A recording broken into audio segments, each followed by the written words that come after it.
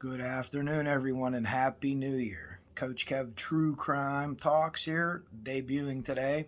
I was going to go live, but I realized just recently you have to have 50 followers on Facebook on YouTube, and I don't have that yet, so I have 20. So hopefully next time we talk, I could just do it a little bit easier and do it live and maybe answer some questions possibly.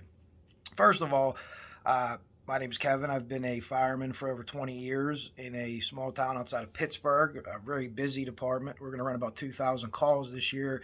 Not a lot of medical, car wrecks, fires. We're very active.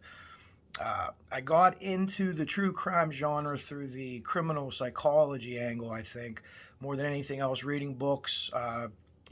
Wrestler, Douglas Hazelwood, those guys. It's just kind of astonishing to me how behaviors repeated over and over, and how they find these people and are able to take people out of possibly being involved with crimes. Not always accurate, but pretty close. John Kelly's a guy that I love, and I'll talk about him when we talk about Delphi, maybe in our episode. Profiling started the way that we understand it today with a guy named James Brussel in New York City. There was the Mad Bomber, George Matetsky, former Con Ed worker. He actually predicted what he would have on, a suit buttoned, when they found him, and they did. Uh, Adolf Hitler was profiled, and the profile was pretty accurate. They said he was a raving lunatic and would kill himself when he lost. Then he didn't get his way, and that's what he did. So very, very interesting to me, that angle of everything. And that's where I kind of come from with this. I do have some experience, obviously, with the firefighting angles. We're going to move into Flory here pretty fast. Uh, Man, but what's going on there is just out of this world, crazy to me. So when you understand that, first of all, getting information on it's tough. Dispatch records aren't covered like law enforcement records are covered. There was a court decision at some point that changed that. So that should be public information. They still haven't released the 911 tape. What's on it? What could someone be saying? I don't know. But that's public information, has not been released yet. There's a whistleblower letter. And when I read the whistleblower letter, to me, it seems like it's someone with an intimate knowledge of firefighting, maybe a police officer, maybe both. In smaller communities, a lot of the police officers are also volunteer firemen. That's not uncommon. Even to our extent around my area, which is a lot more populated, you see that too. Emergency service people trying to help people. So they want to do a lot of different things. But, you know, just the way it was written, it makes me think someone has some knowledge of it. And a couple things that they put in that letter, it hasn't been officially, hey, this is what happened yet, but there's no information. It's bizarre. It's absolutely bizarre. Some of the things that they're saying, some of the things that the police or the fire chief at the time said was the off gassing of one of one of the deputies' uniforms caused the air pack to off gas and catch on fire somehow, and that's how he got burnt. And there was cross contamination from other fires still on those air packs. That is absolutely absurd. I've never in my life heard anything. First of all, do you not clean your air packs? And there's enough accelerant on that air pack that you're going to take that into a fire? Why don't you just dump gasoline on your head and run inside a burning building? Because that's what it is. So that's absolute horseshit. I don't even know if I'm allowed to swear on here or not, but it is. Never heard of anything like that. Talked to tons of guys with a lot more experience and training than I do, and they said the same thing. The other thing is, the four little girls that were, in my opinion, murdered in that fire, before they were pronounced dead by any kind of medical professional, as far as I can tell with all the research, and I've done a lot of it, nobody pronounced them dead. They were moved from the scene to the fire station floor. The fire station floor might be the most contaminated place on earth. What's on the fire station floor? Oil, gas, hydraulic fluid, kitty litter, aka oil dry. I just cut a piece of wood there to fix a door the other day, so sawdust. Guys' ashes from their cigarettes or from their cigars or something you spilt coffee. So, I mean, goodness gracious, it's like putting something on a New York subway. Imagine how much stuff is there, cross-contamination. So how that happens is beyond me. I don't know every law in every state, but if you move bodies that aren't pronounced, that's a crime. Okay, that's a crime. So how that happened, I don't know. I'm dying to hear that and that explanation because I just don't see any way in the world that you could explain how that happened. Uh, Beyond me. And a lot of the guys that I've talked to have said the same thing. Eventually, I hope to have some people on here. I'm friends with some of the fire marshals to help you explain a little bit more, but more into the tactics. So you have people running around that are apparently police officers, maybe firemen too, breaking windows. So what does that do when you have a fire gun, when you break a window? Well, it kind of makes them almost like a blowtorch effect, depending on what side of the house the window is broken. Firemen will break windows for ventilation. But people outside just don't run around breaking windows because that changes the behavior of the fire dramatically. Breaking a window and introducing air is like almost like putting a gas line from where you pump your car at a gas station into the house and filling it up. We know fire needs 4 things to operate. It used to be 3. You know, you had a fire triangle. Now you have the tetrahedron. All they did was add, or I like to call it the fire square. All they did was add a sustained chemical reaction to the ignition source, the fuel, and obviously oxygen. If you remove any of those things, the fire will go out. You're introducing more fuel into that fire. So how the guys did it, was it an honest mistake? It's possible that it's an honest mistake, but it certainly led to that fire and the behavior of that fire crescendoing. I still haven't seen any dash cam videos, which I'd like to see because I could tell by the behavior. You could see what's happening, the color of the fire, the color of the smoke. Is it pushing? What's it doing? So now you have 2 guys that put air packs on that are not in turnout gear or PPE, which is all the gear that the firemen wear. Heavy stuff, very good stuff. We have some really good stuff that we use in my place, and it really keeps everything. Girlfriend's texting me. Everything keeps us pretty safe. You have to keep it clean. And with the technology now and the gear washers and everything, how air packs and fire gear is dirty is just beyond me. I don't know. But almost every fire department in the country has an SOP, which is a standing operating procedure or a standing operating guideline. It says if this house is on fire, you got to have all your stuff on to go in there. And where I'm from, if a police officer tried to grab an air pack and run into a house without fire gear, he'd be knocked unconscious by the other police officers, knowing now we got to go save your butt and do what we have to do. So again, without seeing the dash cam video, just reading what we can find, could it have been just a mistake? Absolutely, it could have been a mistake. But you're supposed to have some level of training to be able to do what you do. Then you have a lot of other guys. There's been a lot of fires. And if you look at the county, the miners, I don't have the exact data. I'll bring it to you or I'll post it here. It's like a 300% increase from people between the ages of 1 and 17 that die in Carroll County. That is absurd. What's going on? What's happening? You had the fire of the state trooper and her daughter, and that's undetermined.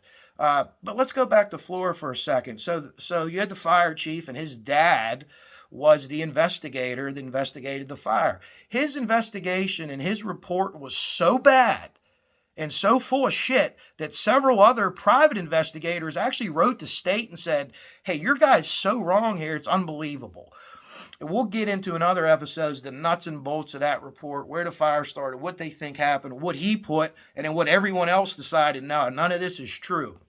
I've looked at a ton of pictures from the fire, from memorials, things like that. And I know, well, is this guy here? Is this guy connected to Delphi? So far, personally, nothing I've seen that is connected other than what sounds like a good possibility of someone that was in the search party that actually found Libby and Abby were at this fire scene too. Can't tell you that definitively yet until the paperwork comes out, but it looks like that's what's going to happen. But could that just be a possibility? Sure. These guys are overlapping in counties. I'm sure there's not too many police on duty in rural areas. So you might get a guy from a different county in your county first because he's closer. Wouldn't you want that?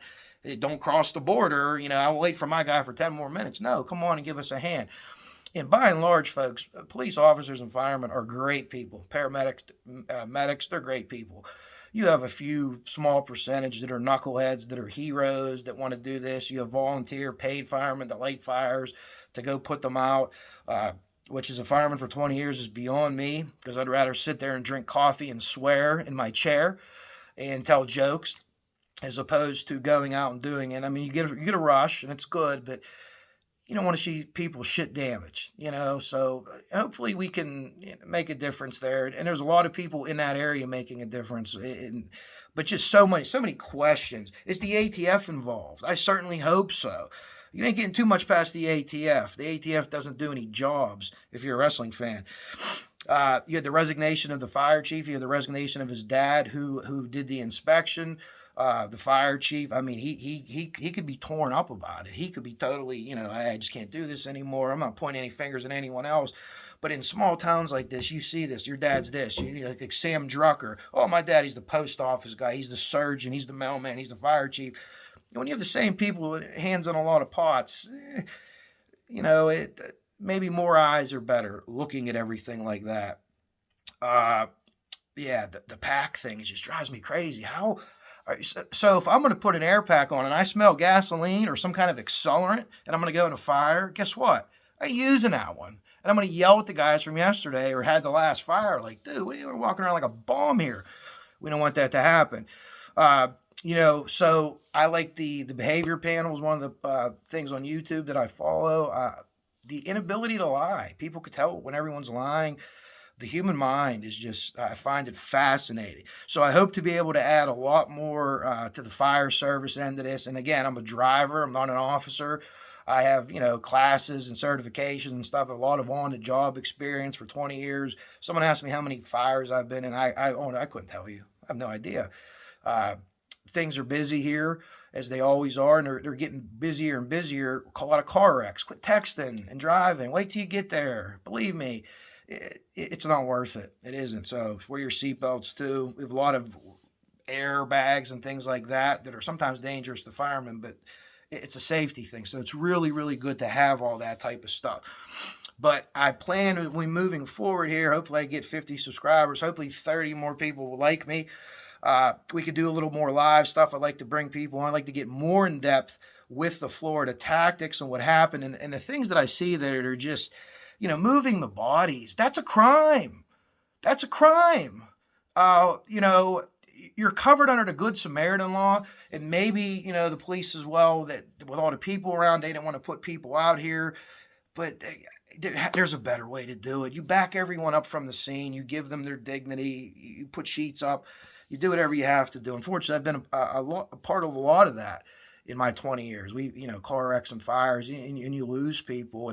But once you have a body that that's, okay, this person's deceased, clearly deceased in a fire, you don't touch anything around it. No one moves anything. You don't touch anything in that room.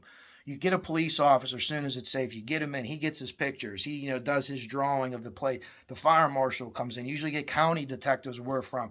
And nothing is disturbed or touched. So the fact that 4 little girls who were murdered in a fire, were moved to the fire station floor, someone has to explain that to me. I can't wrap my head around it. It's insanity. And by all accounts, that's what's happened. If someone has something that proves that didn't happen, send it to me, and I'll come on here and say, hey, I was wrong. I hope that I am wrong. I hope that didn't happen. Be aware of your surroundings. Be smart out there. So this is going to be just as a quick little video here. I hope this turns out good. I hope it isn't too long. I could load it to YouTube. I'm a Michigan fan, in case you don't know. I got my picture behind me, decorated for Christmas. Looking for 4 o'clock today. I don't know about the 7.5 points. That's kind of high because TCU's tough. They got a heck of a quarterback, and they're a good second half team. But I think the Wolverines will pull it off. And one of the things I'd like to do here before I go for this first episode, keep us right about 15 minutes, which looks I'm almost on it because I could talk for a long time. I've also done broadcast work for basketball games too. I have a PhD in speech, and I say that not literally, by the way. Anyways. So I'd like to give a story before I leave. There's a million funny stories in the fire department. If we ever have a couple gluten-free beers one night or some wine, we could tell them, and we could tell some that we can't tell here. But one I'll tell is many years ago, a shopping cart appeared at the fire station, the headquarters downtown, where the ladder truck is, where I was working. It's probably about 5 years on the job. Who knows who brought it, how it ended up there. We have a ramp coming out of our bunk room that goes down into the bay where the trucks are at. Hey, let's ride the shopping cart down and see what happens. Okay, boom. First time, we're going to hit the truck. We pull the truck out. Next time, boom, we crash. There used to be racks with hose hanging there. Boom, into the hose rack. Well, I have a better idea. My buddy, he's a deputy now, Gene, says, hey, let's take it out in the alley where the police cars park. Oh, okay, that sounds good. So we take the fan out, or we take the shopping cart out, and we have an idea to put a PPV fan, which is a positive pressure ventilation fan, which firemen use. They'll put at the front door, and they'll open one window in the house somewhere, and it'll cause a positive pressure ventilation effect, and it'll eject the smoke out that window. Similar to when these guys were breaking windows out at these fires, and you're getting that rush of air coming in. It's almost like a blowtorch effect. But for this situation, we were using it to propel a shopping cart. So I get a little push from Gene, and don't you know, the fan starts propelling me. Now I'm headed toward the police cars. Hey, let me turn you around. We'll go the other way. So I have my helmet on, and I have a pike pole. These pike poles are long poles that firemen carry, yellow. They could be different colors. They'll have a hook on the end of it of some sort, and we stick them up in the ceiling, and we turn them a quarter turn, pull down, and then the ceiling will come down where the fire's behind it. We could hit it with water. So luckily, here I am, like Washington crossing the river, and I have my pole, and I'm moving. He gives me a push, the fan kicks on, I'm moving, I'm motoring. So as I come down, I have the pole, and I'm kind of like trying to guide myself, like the guy that takes you across to the world of the dead after you die, the guy in that big thing, hey, I'm going this way and that way. So here I go, and there's a crease in the ground in the concrete, which I didn't notice. So as I'm probably moving maybe 4 to 6 miles an hour, I hit this crease, and the next thing I remember is getting up. I'm throwing out the shopping cart and getting up and saying, "Where's all this wood from? There's pieces of broken wood everywhere." Well, it was the propeller blades of the fan. The fan hits the ground. It got ejected over my head, hit the ground, smashed into pieces. Luckily, I had my helmet on. As I get up, as I look at my deputy chief and his friend that was down there, and a few other guys, they have real big eyes because we just broke the PPV fan. So luckily at the time, the chief was a guy who wasn't really a big ball buster. He wasn't, he wasn't worried about some things like that. So he kind of said, as long as you had fun, and we had another replacement fan coming, it was kind of cool. But that was the story about the fan. I don't have any pictures left or video. I wish I did. There was a guard across the train tracks from the station. It's like a mill, and there was a guard. And he came out clapping and said, "Hey, what time's your next performance?" And it never again, because I don't want to break my neck or get hurt at work that way. If I get hurt at work, hopefully in a line of work and not in a shopping cart. So and hopefully no people from Workman's Comp are watching this either. Okay. Well, thank you for listening to me. I hope everyone has a happy new year. Go Blue, 4 o'clock against TCU. And I hope to be back on a more regular schedule, but I just have a big passion for this. And, Coach Kev, I was a basketball coach for a long time, baseball coach. I coached high school basketball, was a head coach for 3 years. It may be something that I get back into. I applied for a couple jobs this year. I was a finalist for one of them, and it wasn't in the cards for me this year. But I wouldn't rule that. I do love the game and spending time with the guys, the young guys, and, helping them any way that I can and watching them be successful now, which is a thrill. I have a couple guys that are doing really, really, really good. Actually, I have a lot of guys that are doing really good. So that's exciting to me. But, as far as this area goes, don't F with kids.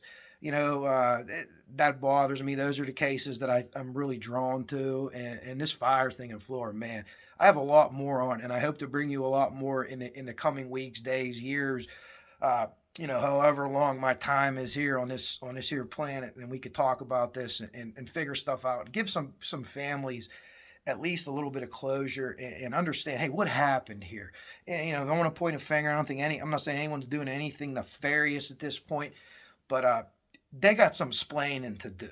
You know what I mean? And it's owed to the families of these people. So as we move into the new year, just have a thought for everyone out there that maybe isn't having the best year or didn't have the best year that they do in 2023. And I hope to be talking to everybody soon, and if we can have 30 more people like me, I could do this live a little bit. And not about money, not about fame or anything like that. It's just about sharing ideas and meeting a lot of cool people. Love Frank and Marv. I love, who doesn't love Steve and Mrs. Steve. A lot of people out there. I told you the behavior panel. I'm a big wrestling fan. If you want to talk about wrestling, old school wrestling, I'm all about that too. I'll use a lot of wrestling terms. But that's just a little bit about me. So as we move on, hopefully we figure more things out, and hopefully we could give some family some satisfaction and put some of these things down. So Go Blue. Happy New Year, everyone. Coach Kev out.